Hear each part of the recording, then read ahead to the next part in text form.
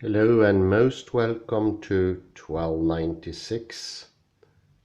It is an astonishing sunny winter's day. All covered in snow. Well, almost. And very crisp and cold. I will continue the reading of Stephen M Rosen, Quantum Gravity. Sitting in the gleam of the sun.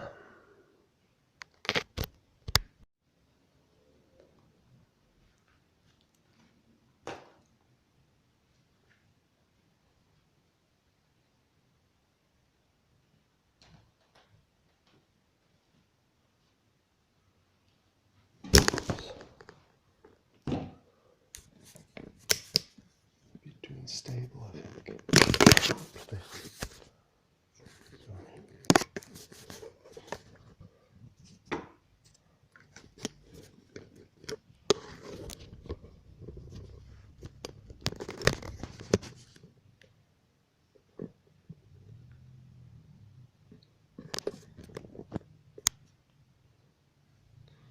To do it like this.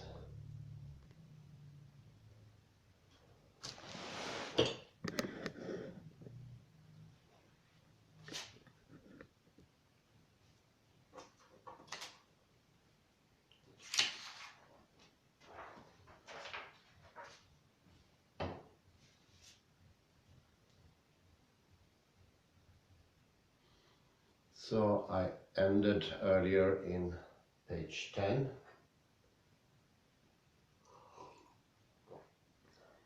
And we're talking about depth in the words of Merleau-Ponty, and that the Newtonian paradigm do not carry depth in the human existential sense. It is an airy dimensionality.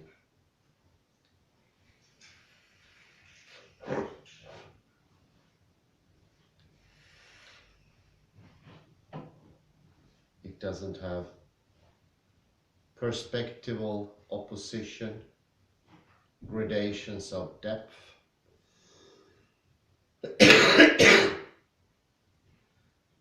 All those features that are not merely secondarily to space, as James Locke would have it, and a space that doesn't have any features at all. It's just an emptier than empty canvas with no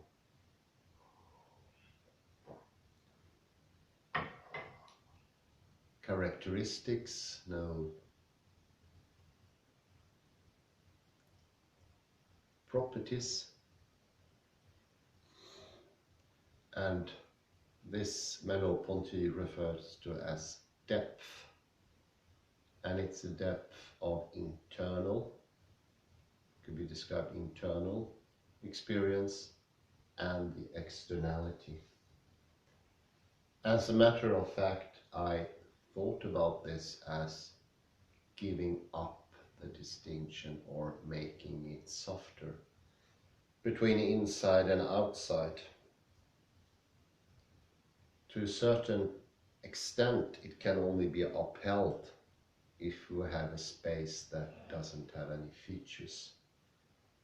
In the end, the more complex space becomes, the more it becomes hard to have an absolute distinction of inside experience with perceptive skills, intelligence, that will tell you it's inside of yourself. And the crudeness of the outside that does ring a bell in your head and tells you, homogeneity and crudeness, lack of detail, that's the outside. This is what the Cartesian view does. Gives you an illusion of a clear distinction between outside and inside. This is in the very center of the working of the Cartesian worldview. And I often felt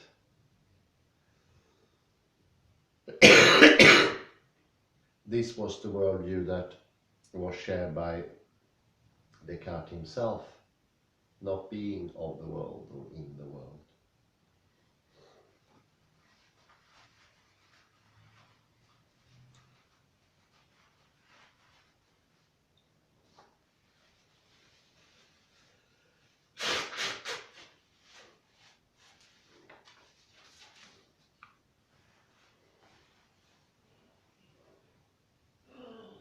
I think I'm gonna read the last quote from Merleau-Ponty to you once more.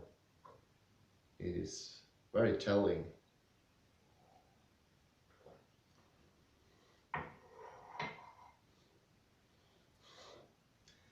The enigma consists in the fact that I see things, each one in its place, precisely because they eclipse one another, and that they are rivals before my sight, precisely because each one is in its own place.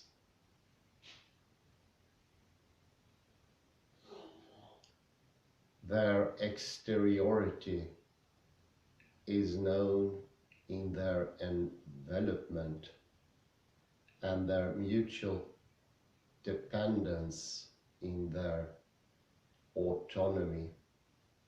One's depth is understood in this way. We can no longer call it a third dimension. In the first place, if it were a dimension, it would be the first one. There are forms and definite planes only. If it is stipulated how far from me the different parts are. But a first dimension that contains all the others is no longer a dimension, at least in the ordinary sense of a certain relationship according to which we make measurements. Depth, thus understood, is rather the experience of the reversibility of dimensions, of a global locality, everything in the same place at the same time. A locality from which height, yes, width and depth are abstracted.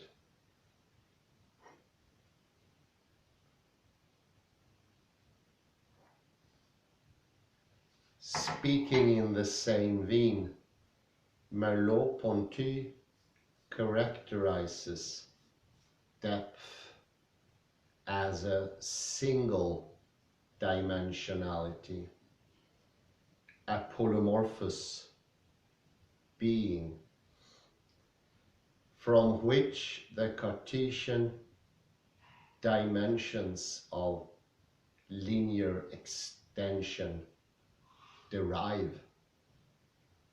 and which justifies all Cartesian dimensions without being fully expressed by any. The dimension of depth is both natal space and matrix of every other existing space.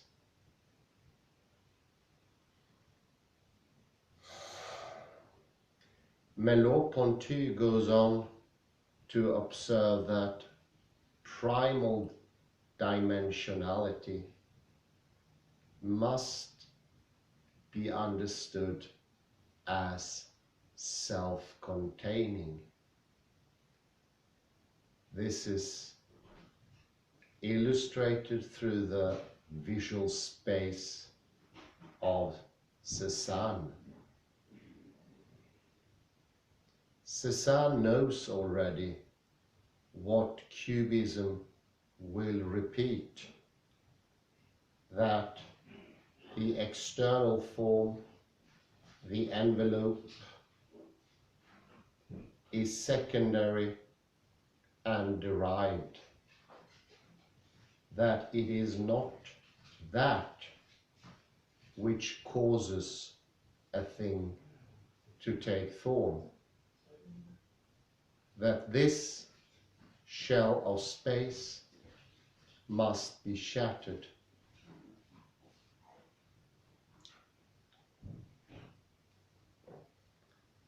In breaking the shell,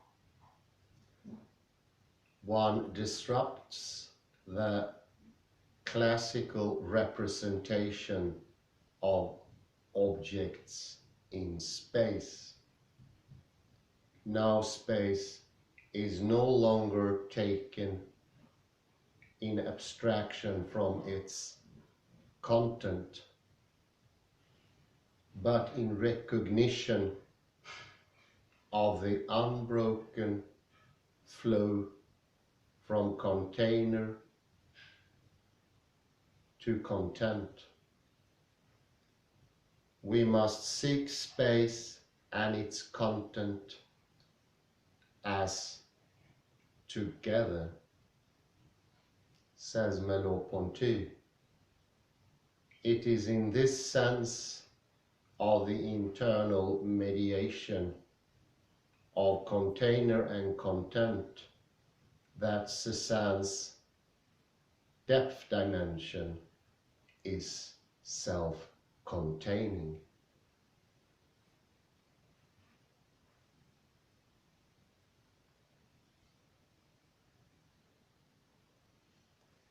It is also clear that this primal dimension engages embodied subjectivity, the dimension of depth goes toward things from as starting point, this body to which I myself am fastened. In his comment that there are forms and definite planes only if it's stipulated how far from me their different parts are. Merleau-Ponty is conveying the same idea, and a little later Merleau-Ponty says,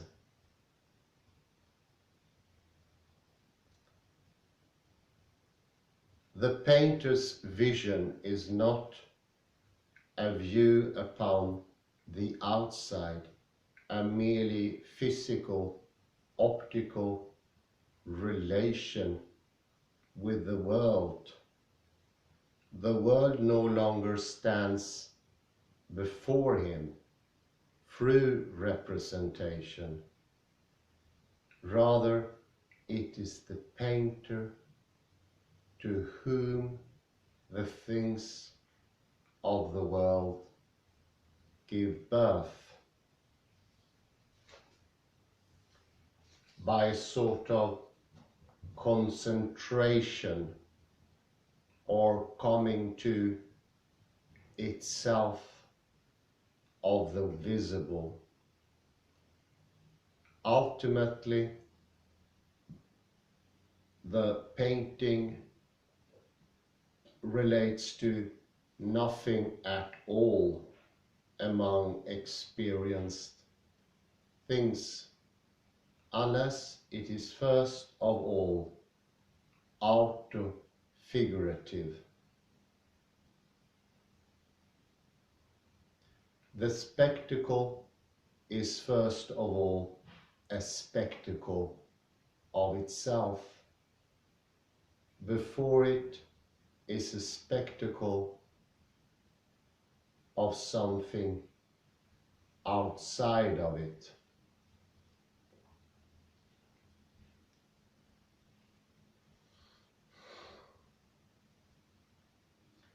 In this passage, the painting of which Merleau-Ponty speaks, in drawing upon the originary dimension of depth, draws in upon itself.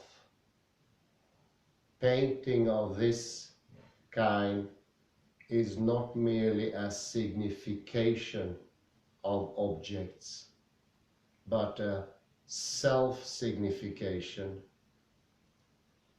that surpasses the division between object and subject. In sum, the phenomenological dimension of depth, as described by Merleau-Ponty, is the first dimension, inasmuch as it is the source of the Cartesian dimensions, which are idealization of it.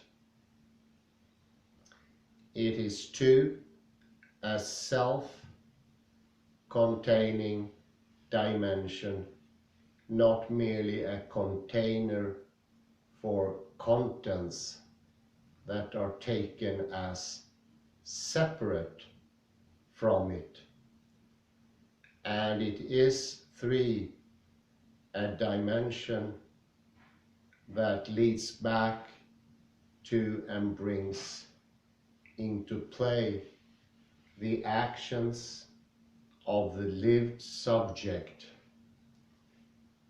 rather than serving as but a staging platform for the detached operations of an anonymous subject. In other words, depth constitutes the dimensional structure of the life world. The primal world obscured by the abstractions of classical experience. In realizing depth, we go beyond the concept of space as but an inert container and come to understand it as an aspect of an indivisible cycle of action in which the contained and uncontained, object and subject, are integrally incorporated.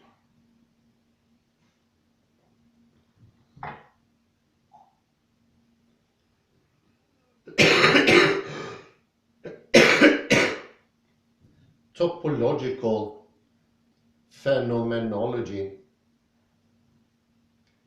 Merleau-Ponty's concept of depth surpasses the ancient formula by internalizing the relations among object and space and subject, whereas the Platonic Cartesian intuition of these ontological categories makes it impossible to come to grips with the discontinuity and intimate subject-object interaction of the trans-Planckian domain.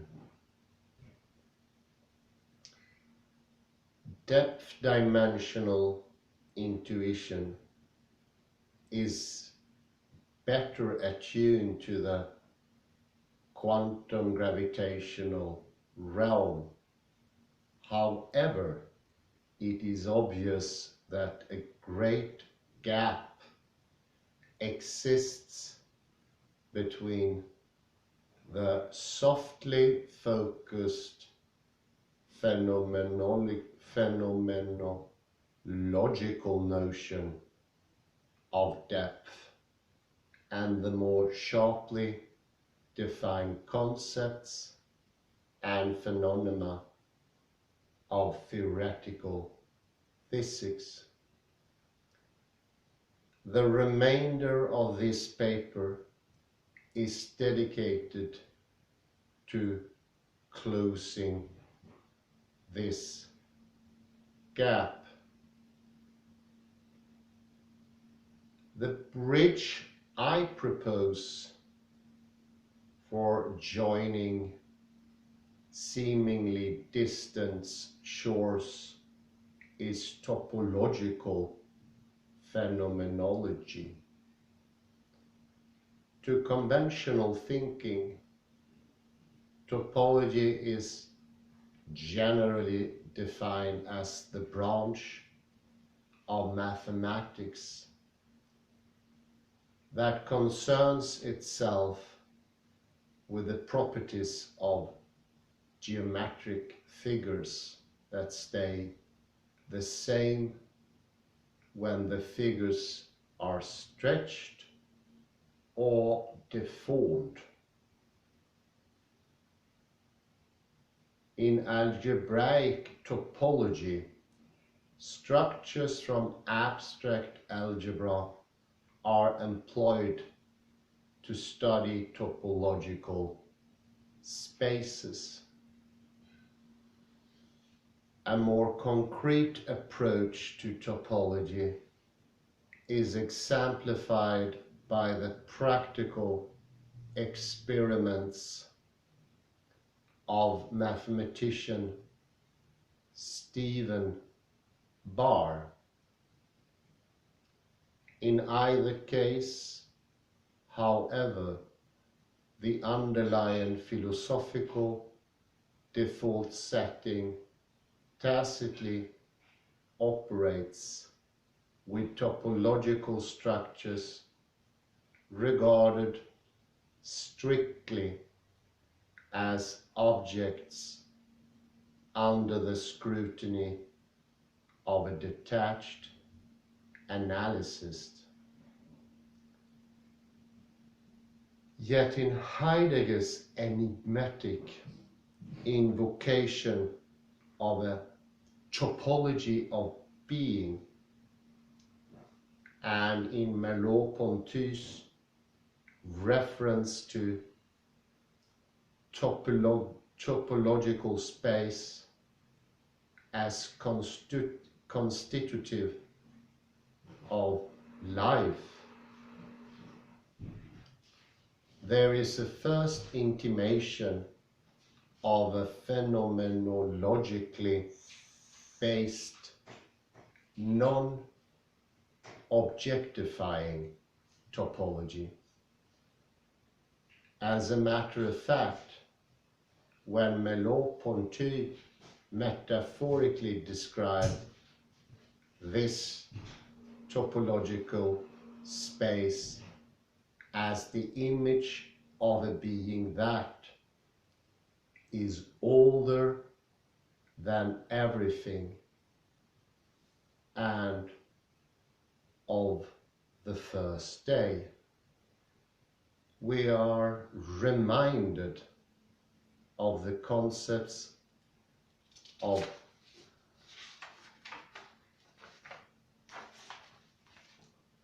dimension he had outlined in his earlier work.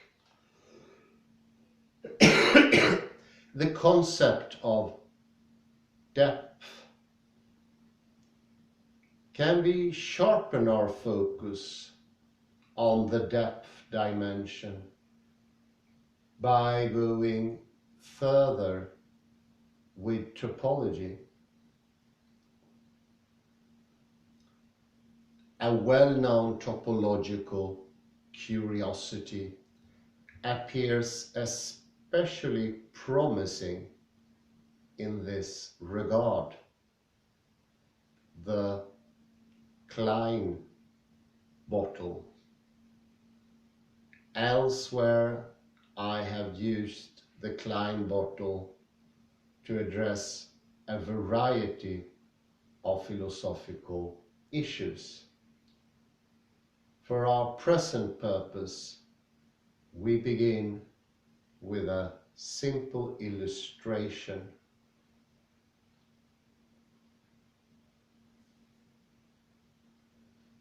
Figure 2 depicted here is my adaptation of the communication theorist Paul Ryan's linear schemata for the Klein bottle. According to Ryan, the three basic features of the Klein bottle are part contained, part uncontained, and part containing. Here we see how the part contained opens up to form the perimeter of the container, and how this in turn passes over into the uncontained aspect, which is the upper portion.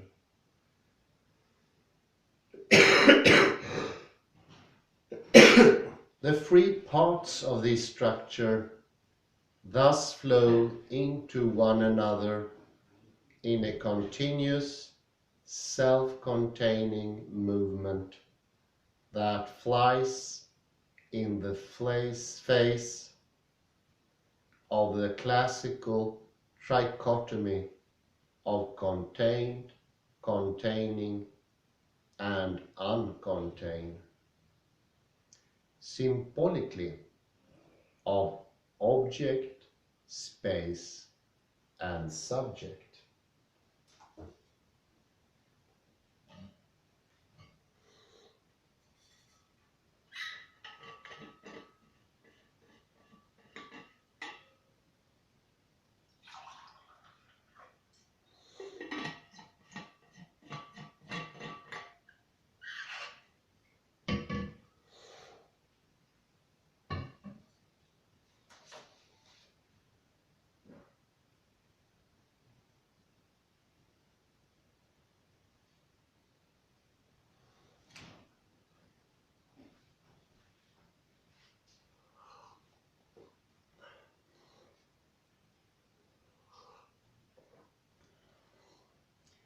but we can also see an aspect of discontinuity in the diagram. At the juncture where the part uncontained passes into the part contained, the structure must intersect itself. Would this not break the figure open, render it simply discontinuous?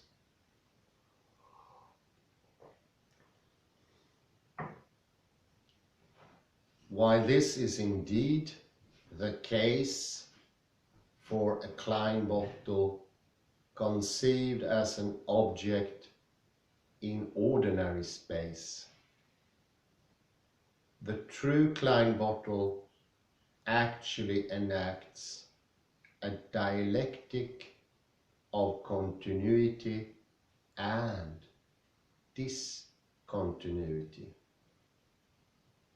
as will become clearer in further exploring this peculiar structure.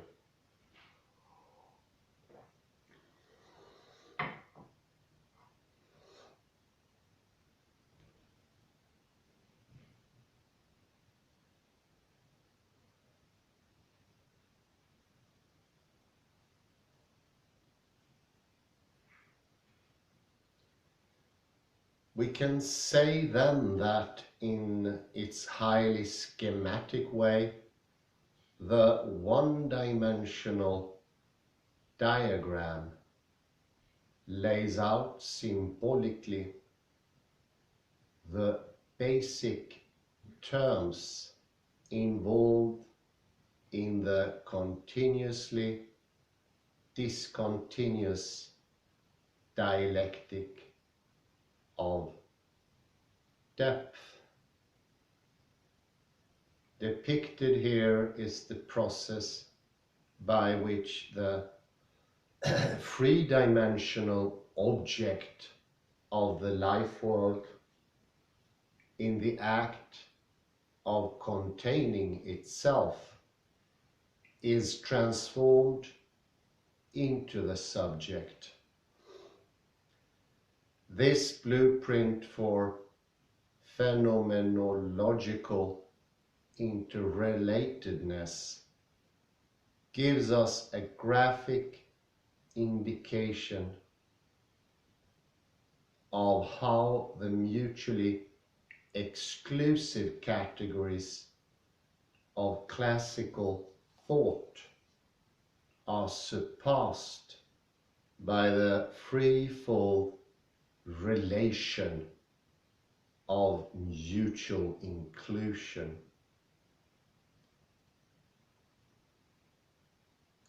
It is this relation that is expressed in the primal dimension of depth.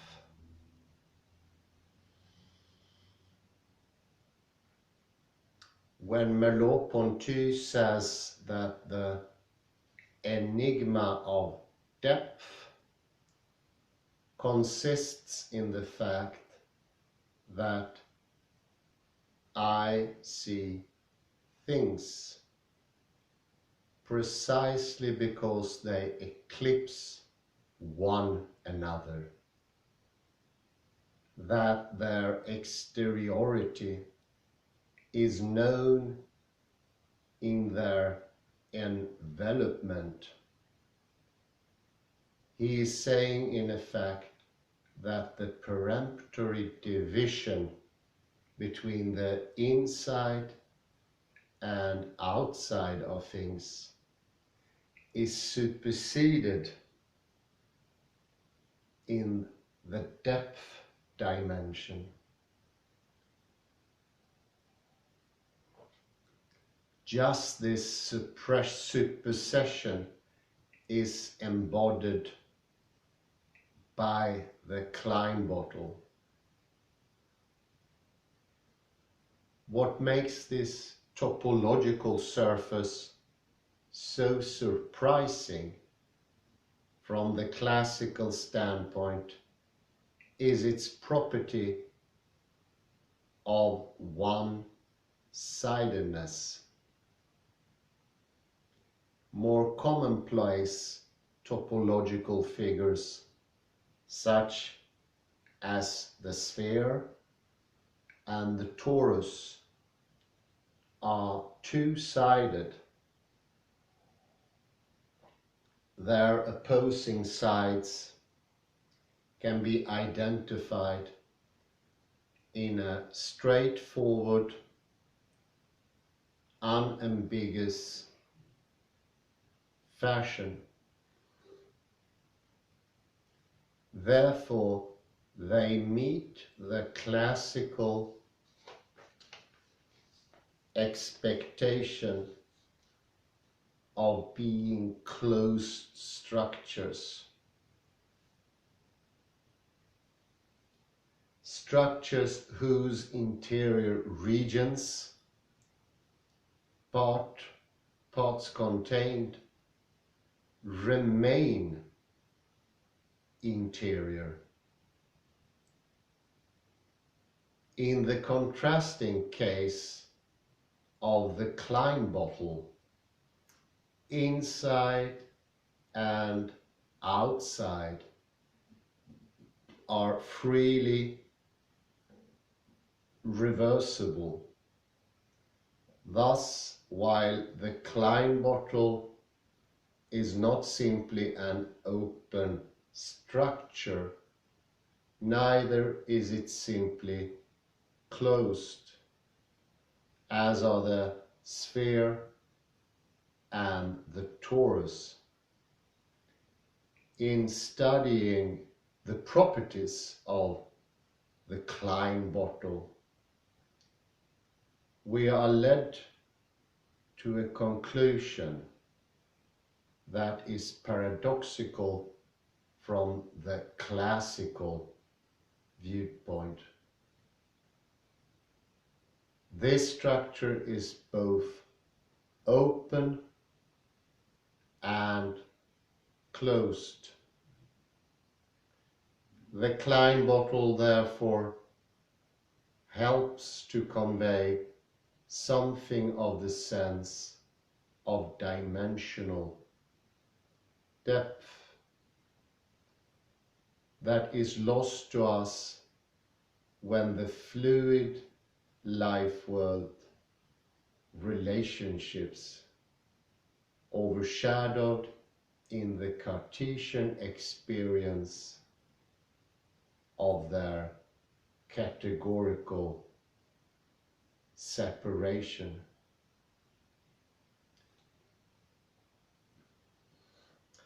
However, must the self-containing one-sidedness of the Klein bottle be seen as involving the spatial container?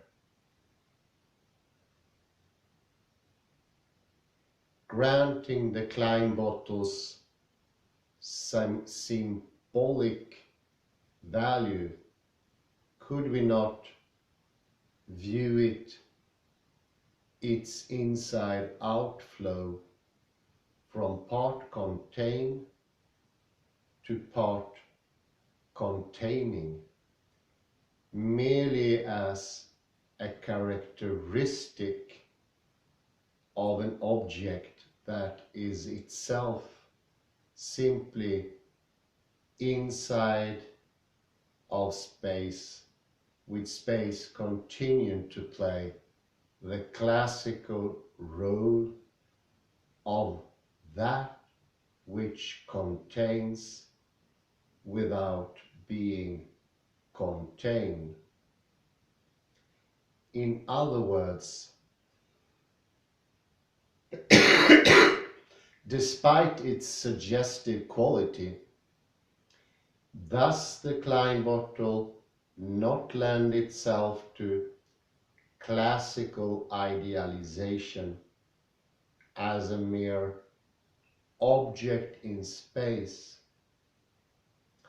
just as much as any other structure.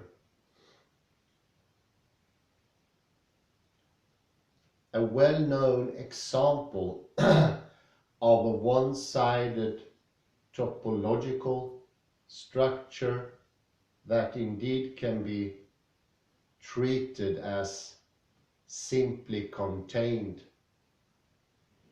in three-dimensional space is the Möbius strip. Although its opposing sides do flow into each other, this is classically interpretable as but a global property of the surface,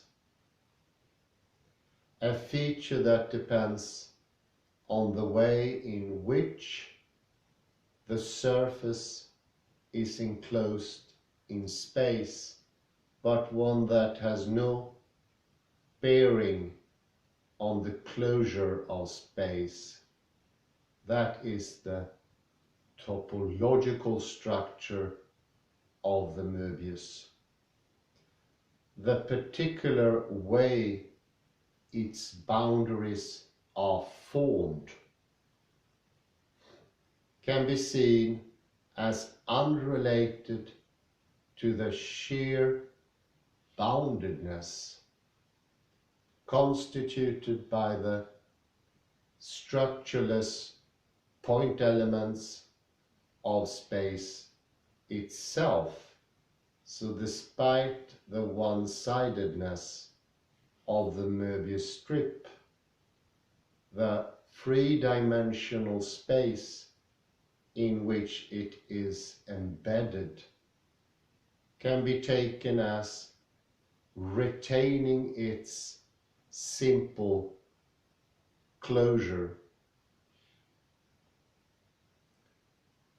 The maintenance of a strict distinction between the global properties of a topological structure and the local structurelessness of its spatial context is mathematics' way of upholding the underlying classical relation of object in space.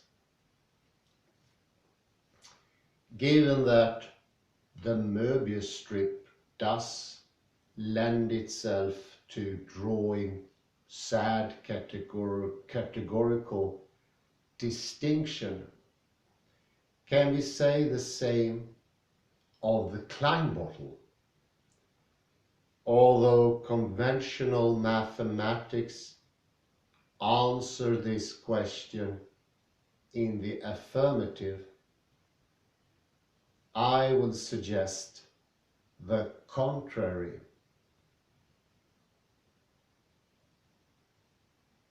The schematic representation of the Klein bottle provided by Figure 2 shows that it possesses the odd property of passing through itself. When we consider the actual construction of a Klein bottle in three-dimensional space, we are confronted with the fact that no structure can penetrate itself without cutting a hole in its surface, an act that would render the model topologically imperfect. So the Klein bottle cannot be effectively assembled when one is limited to 3 dimensions.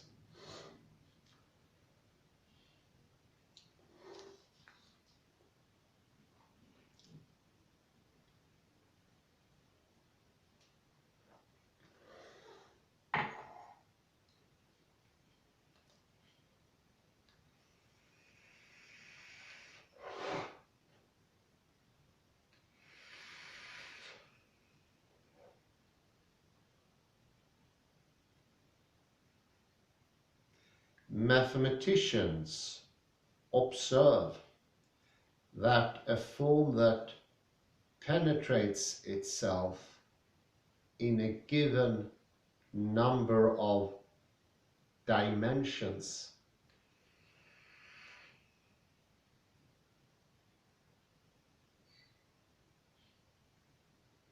can be produced without cutting a hole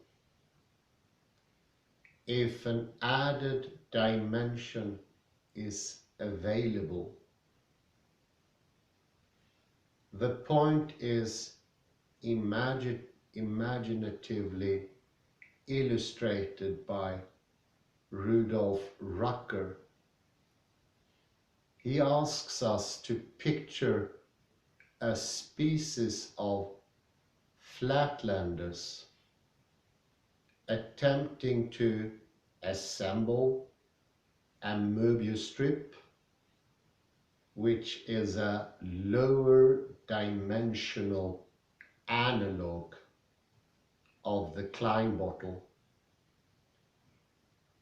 Rucker shows that since the reality of these creatures would be limited to 2 dimensions, when they would try to make an actual model of the Möbius, they would be forced to cut a hole in it. Of course, no such problem with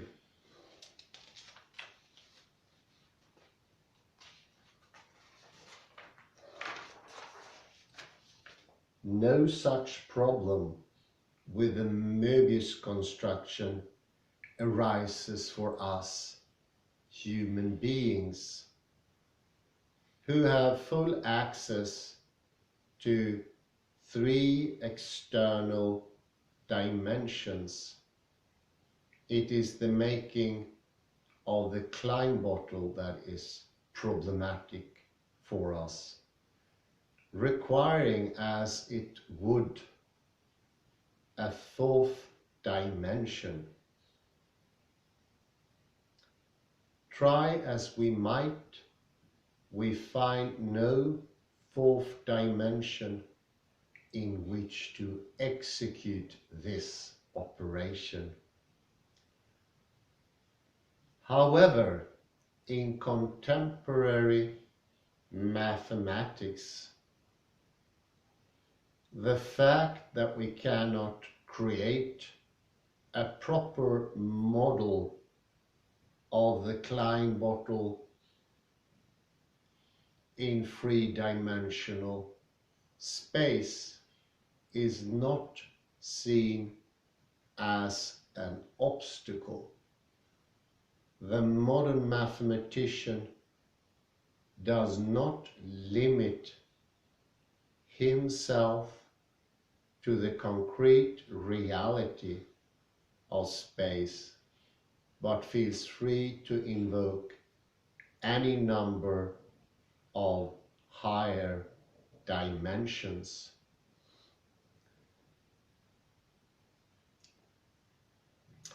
Notice, though, that in summoning into being these extra dimensions, the mathematician is extrapolating from the known three-dimensionality of the concrete world. This procedure of dimensional proliferation is an act of abstraction that presupposes that the nature of dimensionality itself is left unchanged.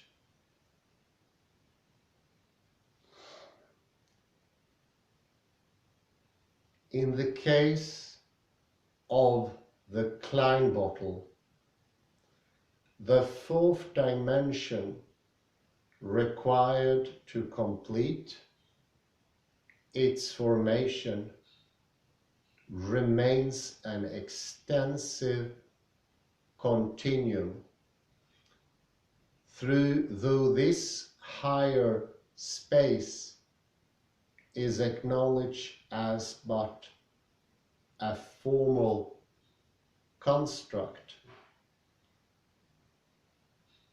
The Klein bottle per se is regarded as an abstract mathematical object simply contained in this hyperspace.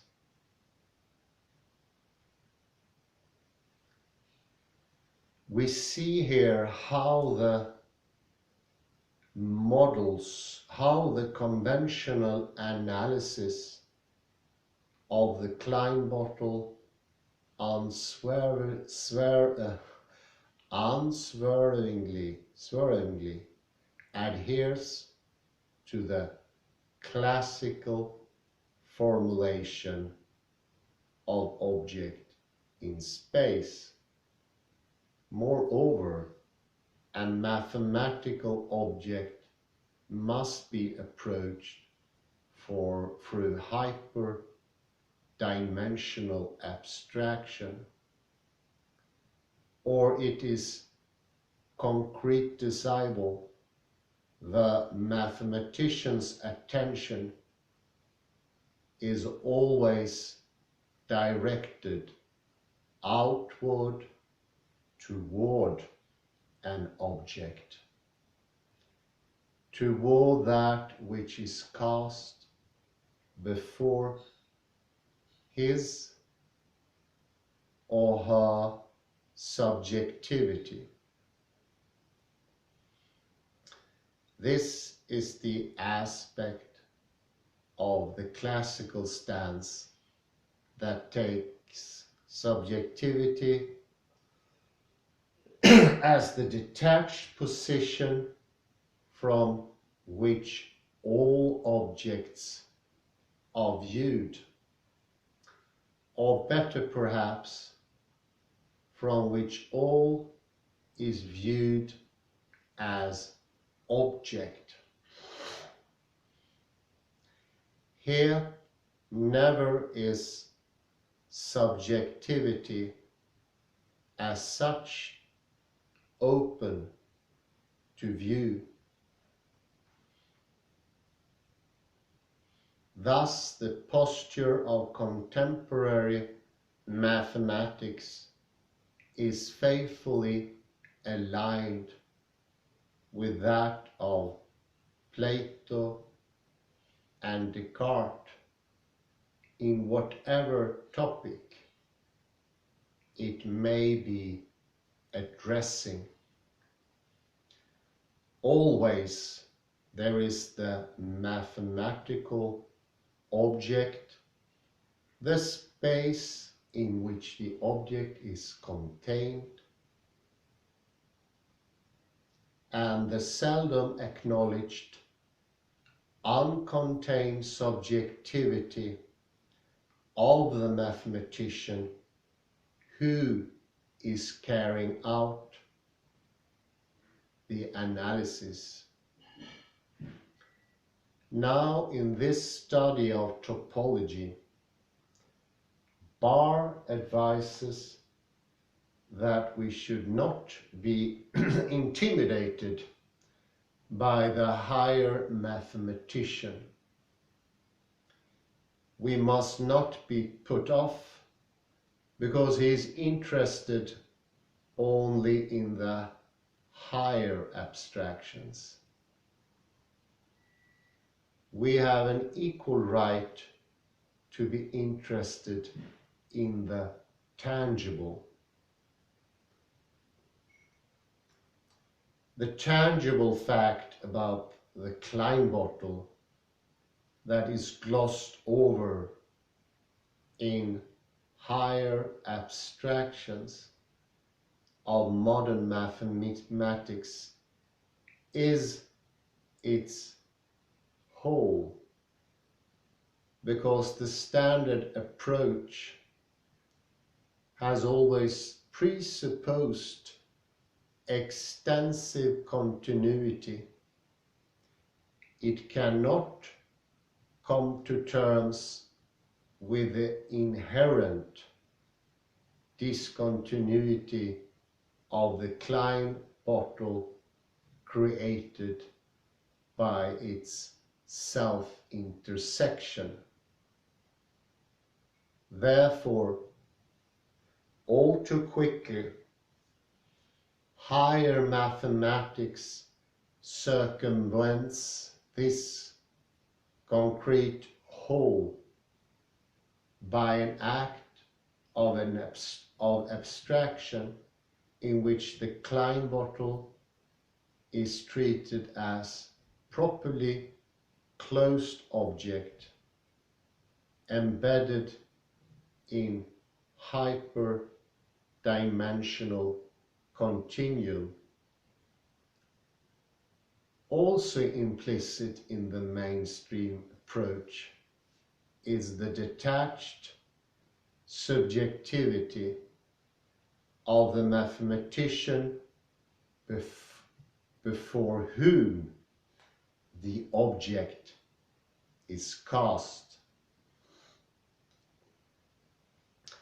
I suggest that by staying with the whole, we may bring into question the classical intuition of object in space before subject.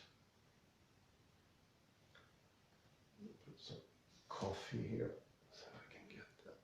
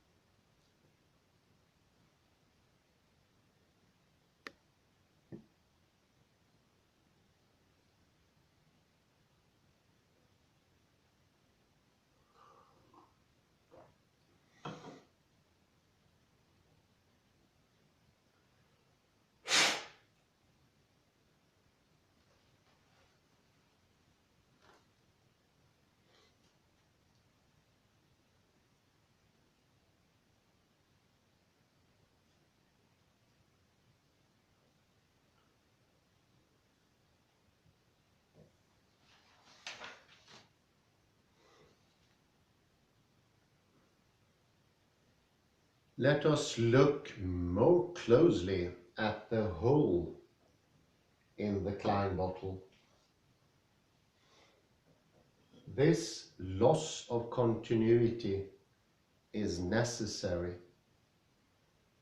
One certainly could make a hole in the Möbius strip, torus, or any other object in three-dimensional space. But such discontinuities would not be necessary inasmuch as these objects could be properly assembled in space without rupturing them. It is clear that whether such objects are cut open or left intact, the closure of the space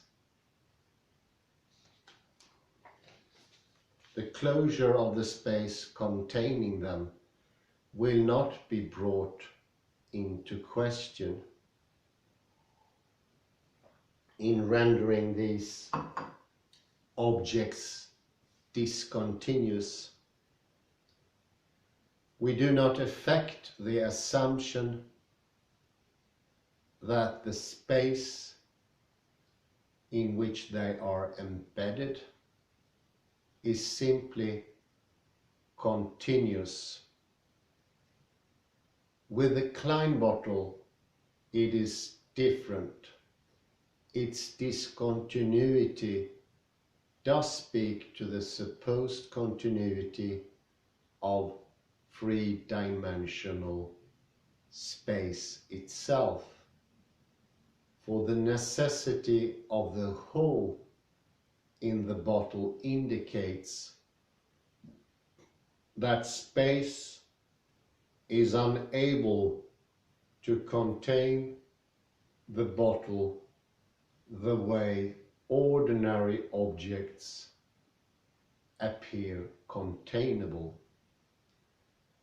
We know that if the Kleinian object is properly to be closed, assembled without merely tearing a hole in it, an added dimension is required. Thus, for the Klein bottle to be accommodated, it seems that the three-dimensional continuum itself must in some way be opened up, its continuity opened to a challenge. Of course, we could attempt to sidestep the challenge by continuity maintaining act of abstraction, as in the standard mathematical analysis of the Klein bottle. Assuming we do not employ this stratagem, what conclusions are we held to regarding the higher dimension that is required for the completion of the Klein bottle? If it is not an extensive continuum, what sort of dimension is it?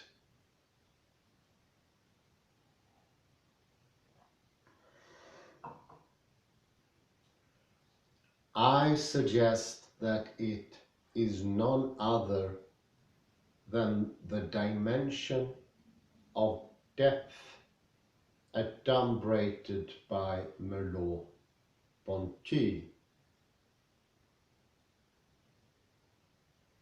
Depth is not a higher dimension or an extra dimension.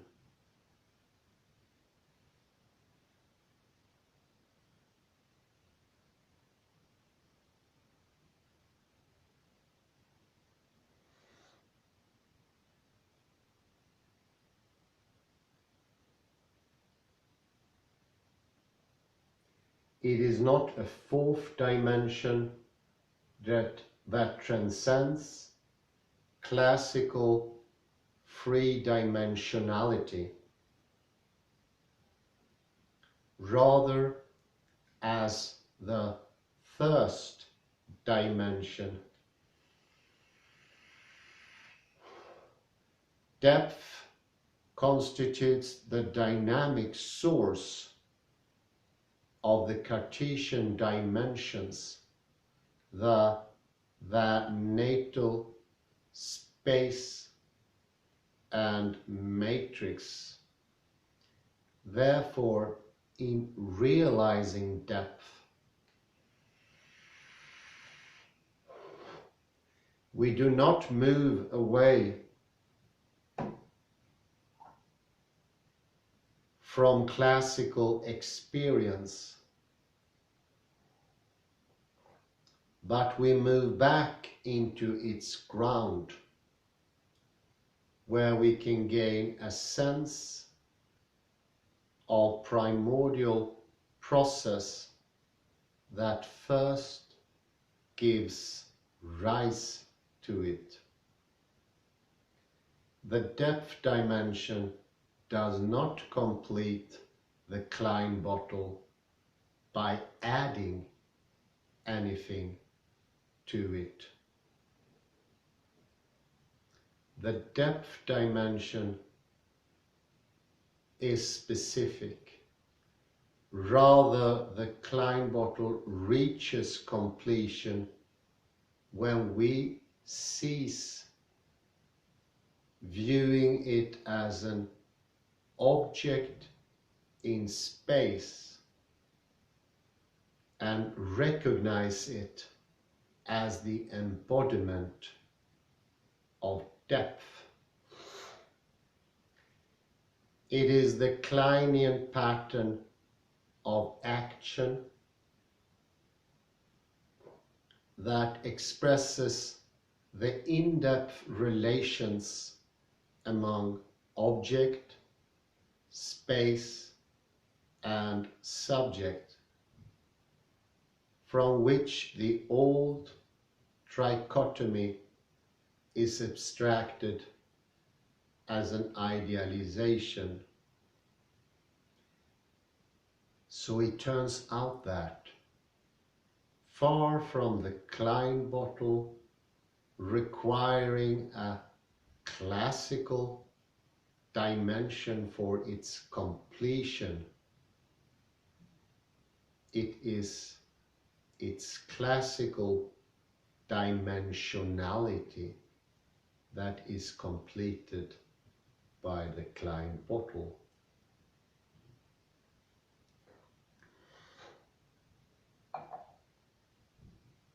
Since, in its capacity as the embodiment of depth,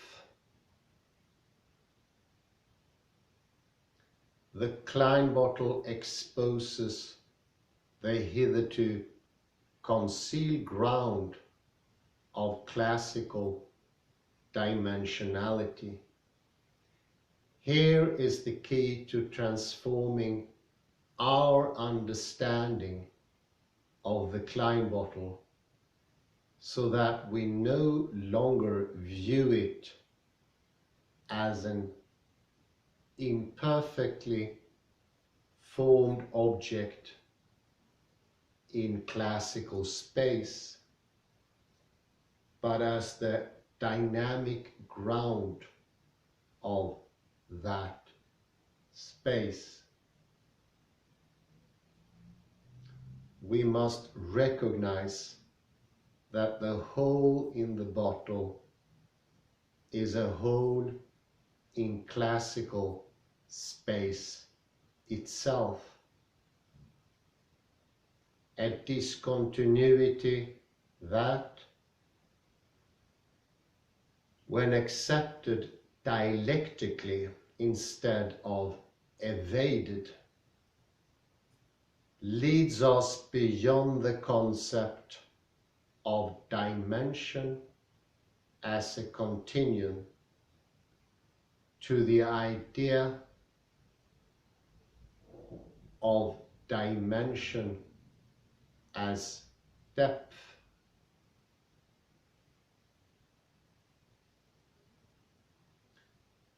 By way of summarizing the paradoxical features of the Klein bottle thus far considered, I refocus on the threefold disjunction implicit in the standard treatment of the Klein bottle: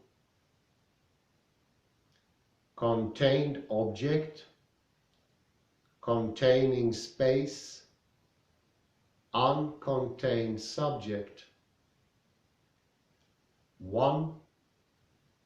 The contained constitutes the category of the bounded or finite, that of the immanent contents we reflect upon, whether they may be. These include empirical facts and their generalizations, which may be given in the form of equations, invariances, or symmetries. The containing space is the contextual boundedness, serving as the means by which reflection occurs. The uncontained or unbounded is the transcendent agent of reflection, namely the subject.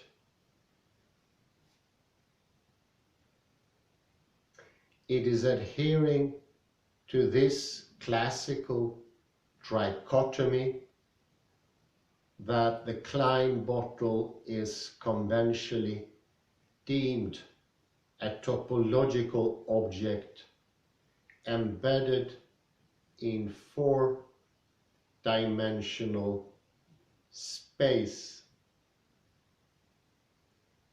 The actual nature of the Klein bottle suggests otherwise. The concrete necessity of its whole indicates that, in reality, this bottle is not a mere object,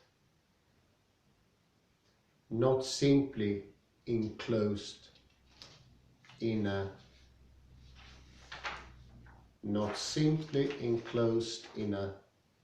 continuum, as can be assumed of ordinary objects.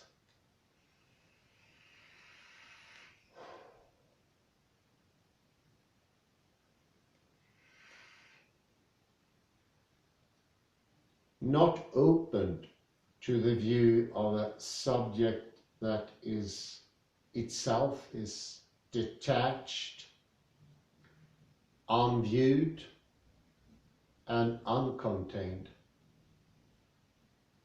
Instead of being contained in space, the Klein bottle may be describing as containing itself, thereby superseding the dichotomy of container and contained, instead of being reflected upon by a subject that itself remains out of reach. We may say that the self-containing Kleinian object is self-reflexive.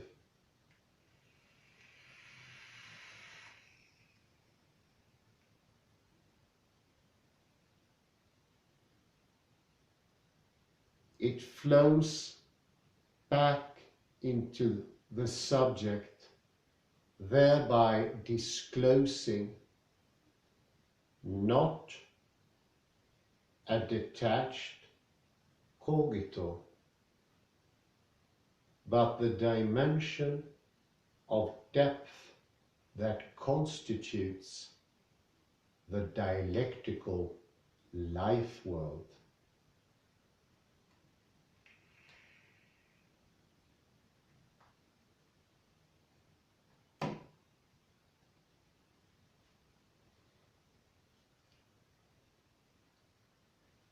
Next paragraph. The physical significance of the Klein bottle. Having fleshed out Merleau-Ponty's depth dimension via Kleinian topology, we are now prepared to consider the physical meaning of the phenomenologically constituted Klein bottle. The characteristics of Kleinian depth we have examined bring to mind the intimate subject-object interaction and discontinuity found at the core of quantum physics. I believe this makes it reasonable to entertain the idea that the Kleinian action structure embodies H hat, the quantized action associated with the emission of radiant energy in the microworld. In point of fact, this connection is already implicit in the standard formulation of subatomic spin, though the relationship is well disguised. Subatomic particles are endowed with internal angular momentum or spin. According to Roger Penrose, spin is the most obvious physical concept that one has to start with, where quantum mechanics says something is discrete. The fundamental quantized action of spin, indexed by H hat through 2, hardly takes the form of simple continuous spinning in three-dimensional space.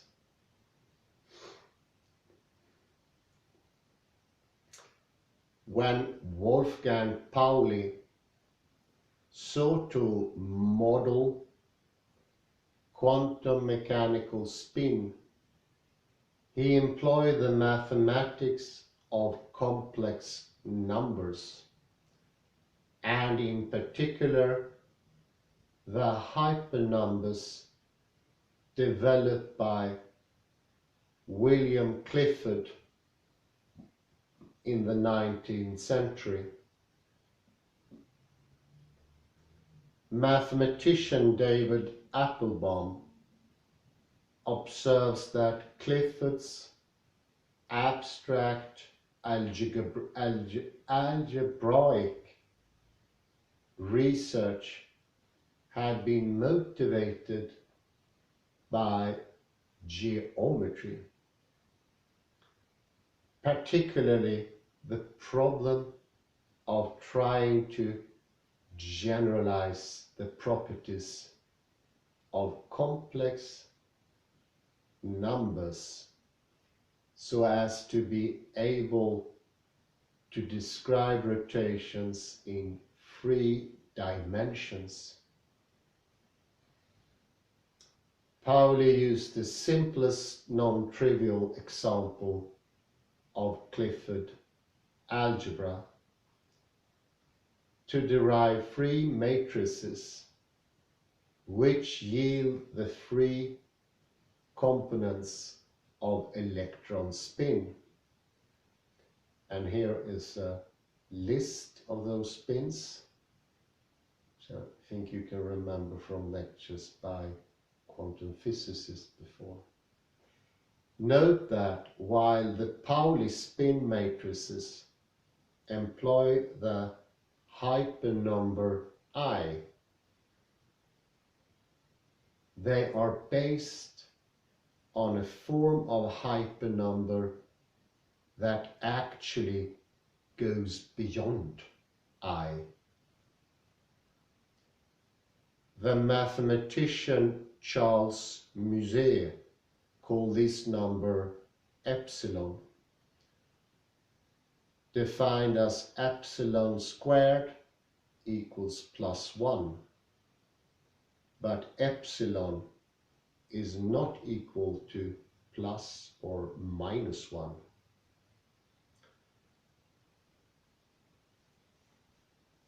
Muses associated each of Pauli's 3 matrices with a different variety of epsilon.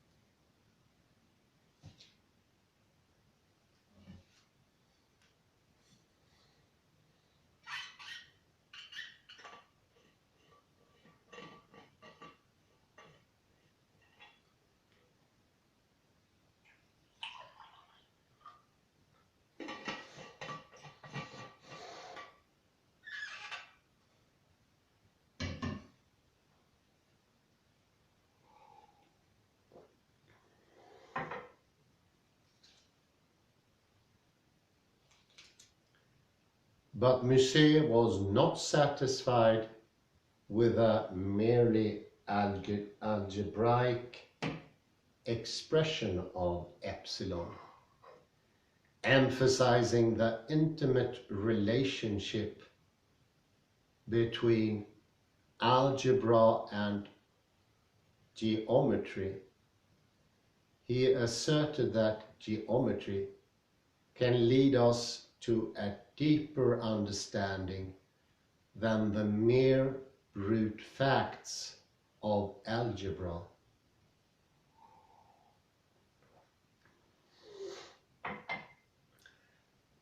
Quote, the hypernumber I needs only a plane for visualization because it is multiplied by itself.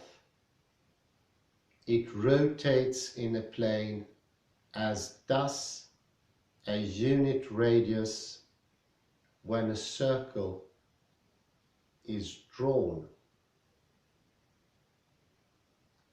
But the hypernumber epsilon involves reflection.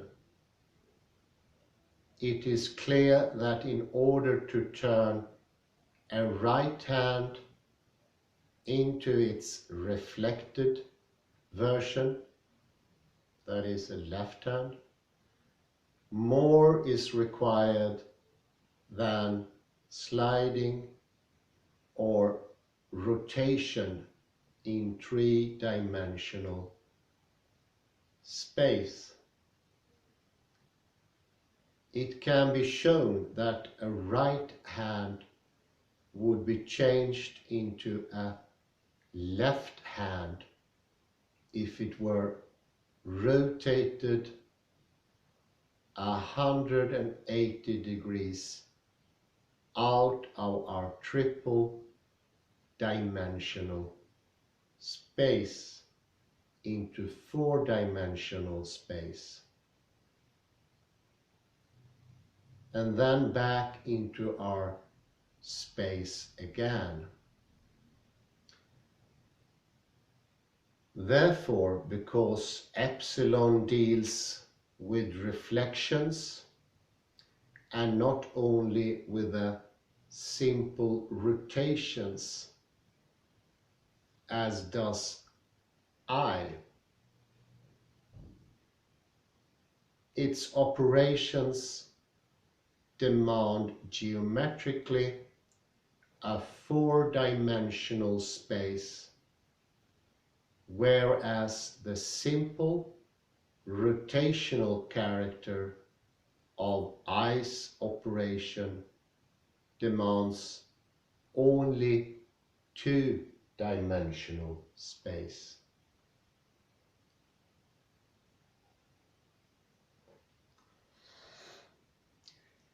Musset further observes that when the kinematic geometry of epsilon is applied to physics, it becomes clear that spin is more like successive rotation through a four-dimensional space and then back into ours, rather than an ordinary three-dimensional spinning.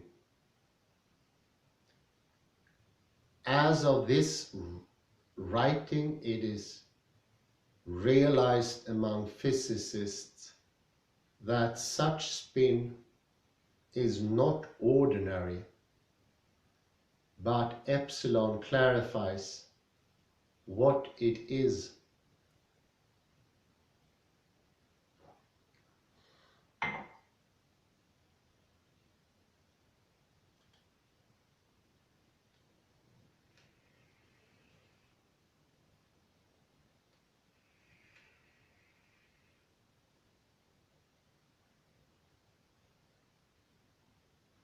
Most interesting, I'd say.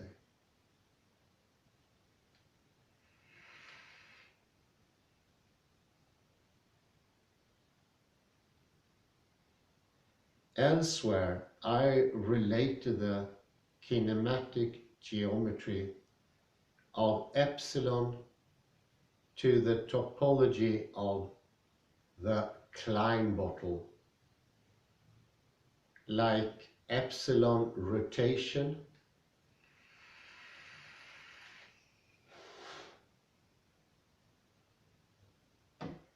Kleinian action can also be seen as involving a successive rotation through a four-dimensional space and then back into ours. Moreover, the Klein bottle possesses the property of reflection that transforms left into right and vice versa. I would maintain, of course, that the extra dimension in which Kleinian action flows is in fact no objectified fourth dimension, but the sub-objective dimension of depth. This is the crucial distinction between the proposed phenomenological approach to the foundations of physics and the still prevalent Cartesian one. It might not be too much to say that all microworld dynamics arise from a spin of the Kleinian kind. The fundamental role of subatomic spin is brought out by F.A. Frescura and Basil Hiley. These theorists associate spin with the pre-geometric structure of the hollow moment, the dynamic substrate that Bohm portrayed as underlying space, time, and quantum mechanics. The significance of spin is also highlighted in an article by David Histines entitled Quantum Mechanics from Self-Interaction. According to Histines, electromagnetic self-interaction is the core element of quantum mechanics, as spin is its most characteristic feature. In emphasizing the central importance of spin, Histines indicates that the uncertainty relations found in every aspect of quantum theory derive from spin.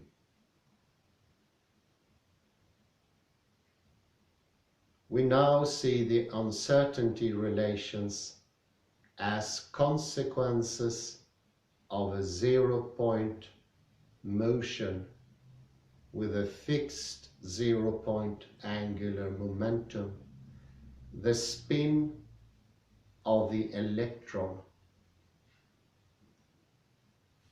This explains why the limiting constant h through 2 in the uncertainty relations is exactly equal to the magnitude of electron spin.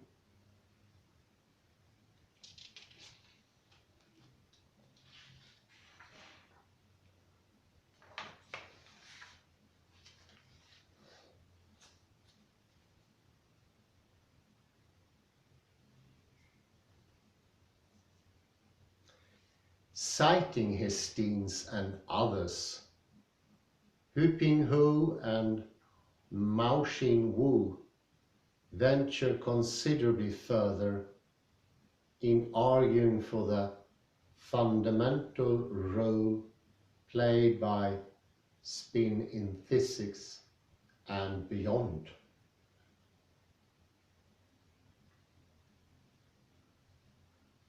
Their basic proposition is well summarized in the title of their article, Spin as primordial self-referential process driving quantum mechanics, space-time dynamics, and consciousness. Hu and Wu does not limit themselves to the claim that spin is the source of physics. Primordial spin is proto-psychic as well as proto-physical. It is the seat of consciousness and the linchpin between mind and brain. Or we may say that spin is a psychophysical or sub-objective, not just an objective event taking place in physical space, or a subjective happening enclosed within the psyche. Moreover, Hu and Wu, in portraying the self-referential nature of spin, comes close to recognizing its Kleinian character. Associating spin with a particle self-interaction of which Histines speaks. They liken it to recursive strange loops described by Douglas Hofstadter. Here there is an interaction between levels in which the top level reaches back down toward the bottom level, influencing it, while at the same time being itself determined by the bottom level.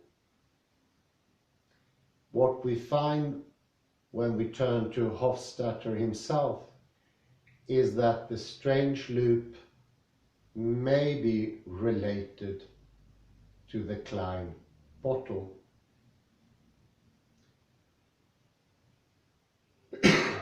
Evidently then, quantized microphysical process is rooted in Kleinian spatius sub-objectivity.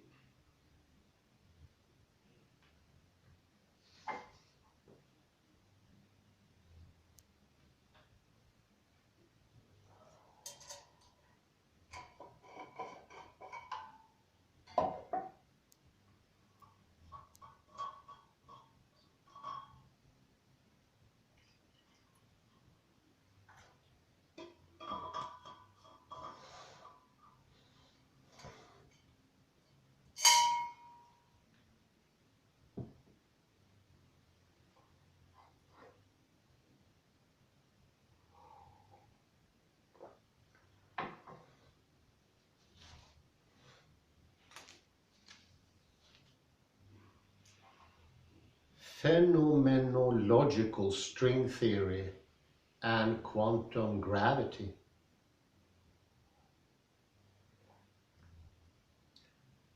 The depth-dimensional string quartet.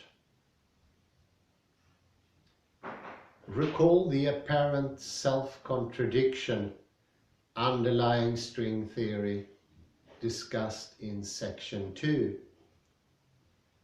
Planck scale strings are implicitly both indivisible and spatially extended, thus divisible. In effect, they are both subject and object. yet an unacceptable contradiction when considered from the trichotomizing perspective of classical thinking, can become a fact of dialectical process when grasped phenomenologically. If we take the vibratory pattern of the fundamental strings as essentially Kleinian in nature,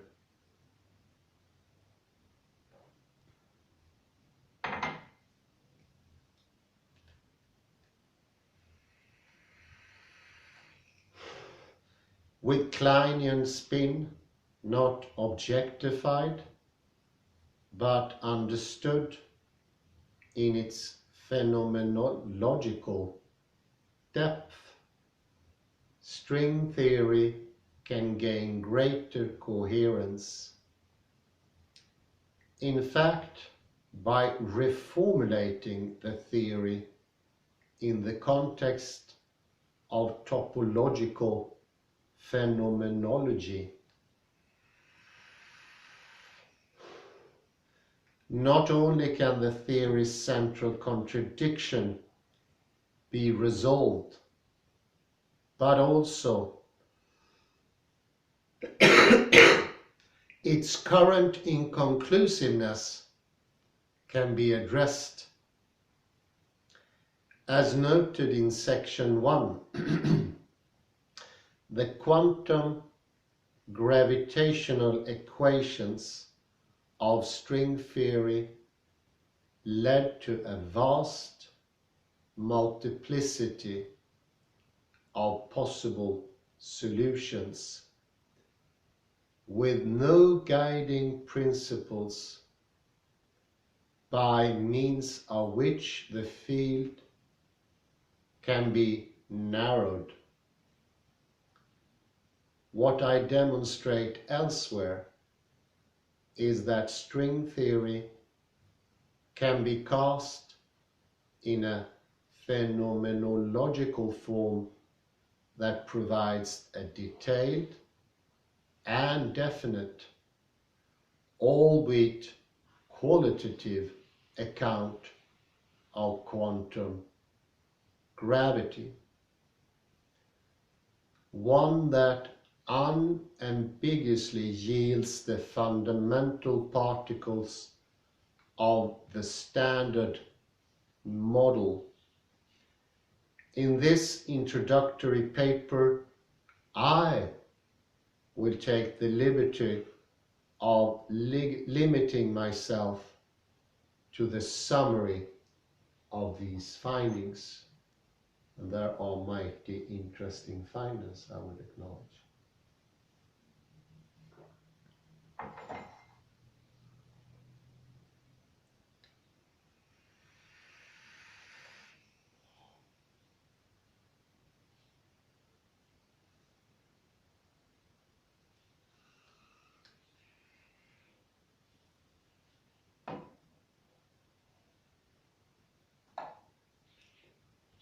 In his further exploration of the hypernumber epsilon, Musset indicated a higher epsilon algebra, wherein the root of epsilon involves I, the subscripts of course referring to the nth dimension, since I is equal to I. Bearing in mind the intimate relationship between epsilon and the Klein bottle, can Musset's implication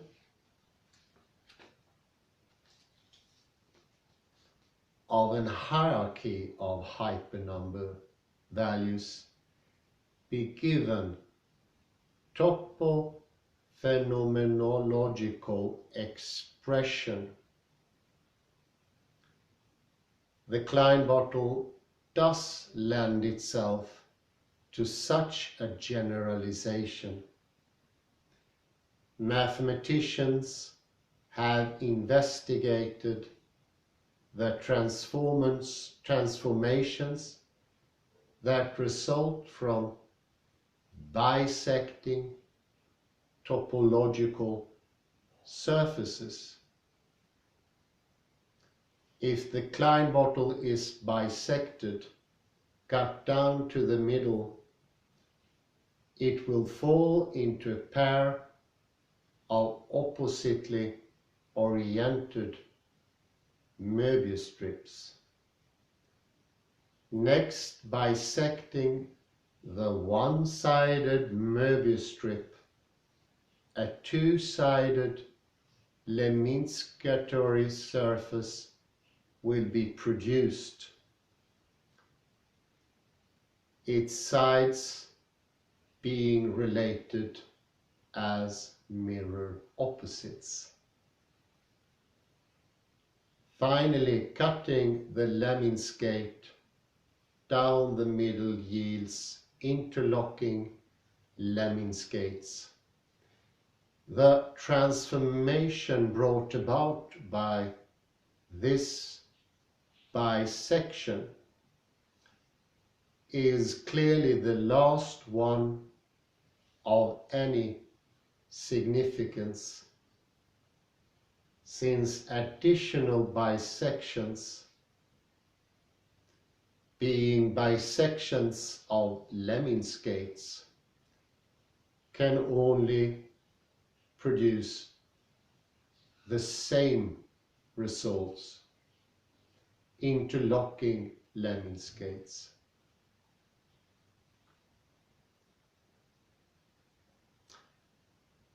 Of course, in such a bisection experiment, we work with a tangible model of the Klein bottle, implicitly taking it as but an object in space. Operating in this fashion, the topological structures unfolded via bisection all manifest as two-dimensional surfaces.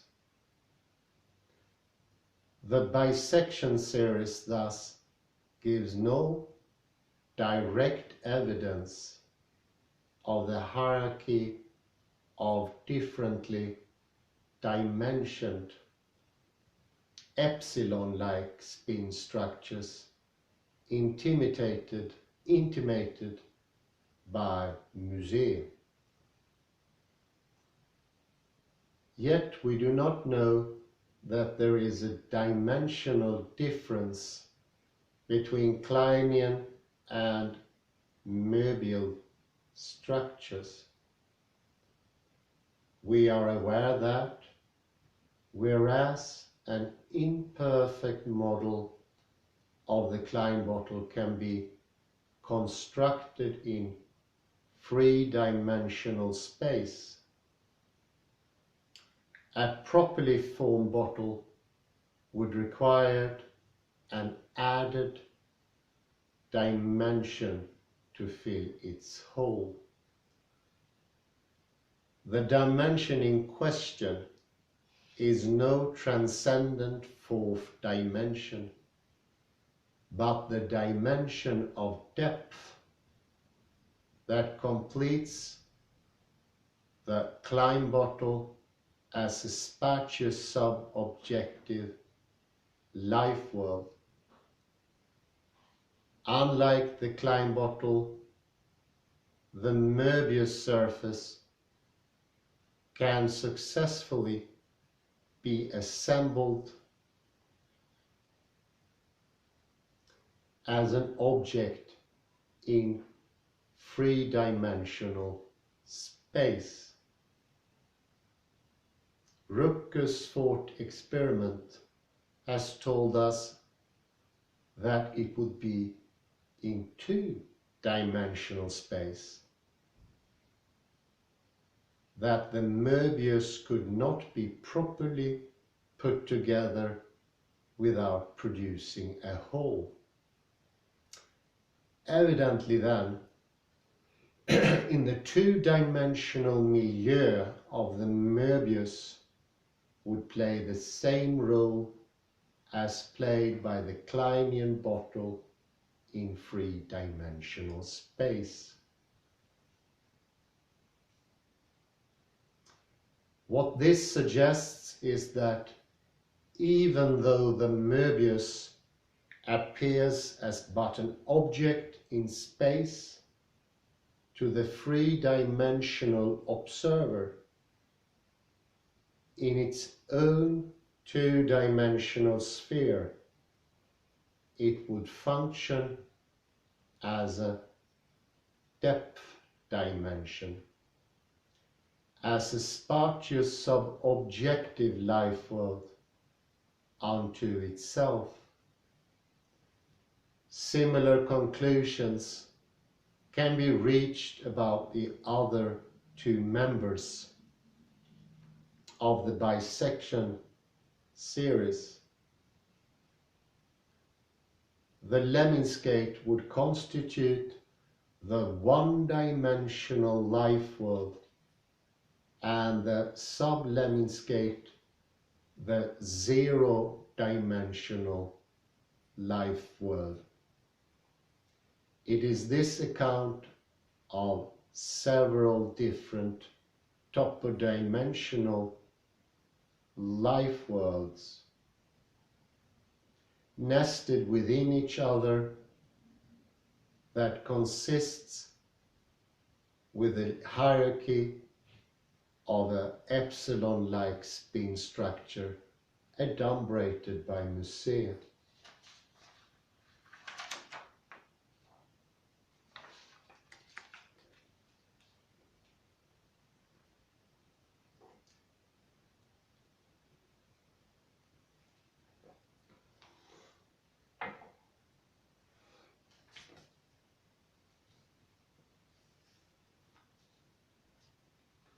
To add in a conclusion here, it shows that inside and outside are codependent. And without this interaction, space itself doesn't seem to be able to produce neither inside or outside. So Stephen M Rosen, Hu and Wu are clearly pointing to this incredible property of space, that being able to be both itself and the container, the contain and the containee. And this goes against the Cartesian logic most definitely. It flies in the face how we, since René Descartes and Newton, have perceived space, a space that is stale and where the position of the subject is always existential. It doesn't have an extension. Actually, it doesn't even have properties.